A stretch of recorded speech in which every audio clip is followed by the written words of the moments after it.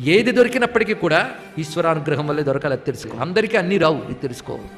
ఎవరికి ఏది రావాలన్నా వాళ్ళు గతంలో ఈశ్వరునికి సేవిస్తేనే లభిస్తాయి. అది వాడు గుర్తుపెట్టుకోవాలండి. అందుకని మనకు లేక పక్కవాడికి ఉందని కళ్ళలో నిప్పు పోసుకోవడం కాదు.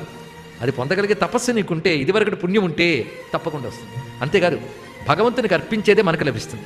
గత జన్మల్లో చేసిన పుణ్యముల వల్లే దేనివైనా లభిస్తాయి. అలాగని ఏది లభించదని మాత్రం అనుకోకు. సృష్టిలో ఏదైనా ఇచ్చేవాడు ఈశ్వరుడు. ఈశ్వరుడు అంటేనే ఇచ్చేవాడు, తెలుసుకోండి. సృష్టిలో ఎవరికి ఏది ఇవ్వాలని ఆయన ఇస్తాడు. కనుక నీకు అదే కావాలని ఇచ్చే నీకు తీవ్రంగా ఉంటే ఆయన్నే అడుగు. మనందరికీ కూడాను తెలిసిన మాట ఒకటి ఉంది. ఎందుకంటే మనకు శివుడే పరమగతి. ఏది కావాలన్నా ఆయనే మనకు గతి. ఏదైనా ఆయనే ఇస్తాడు. నిజంగా కావాలి అన్న పిల్లవాడి కోరికని ఆసరాగా తీసుకుని శివుడి వైపు తిప్పుతున్న ఆ తల్లి పాదాలకు నమస్కారం అండి. ఇక్కడ భగవంతుడి వైపు తిప్పగలిగే వాళ్లే తల్లి తండ్రి. హరిజేరు మనయడి తండ్రి తండ్రి కుంభినీధవు చెప్పాడు గురుడు గురుడు. అందుకని ఎప్పటి నుంచి దేవుడు ఎందుకురా నీకు అని మొన్న ఒక ఆవిడ వచ్చి ఆశ్చర్యపోతే మాట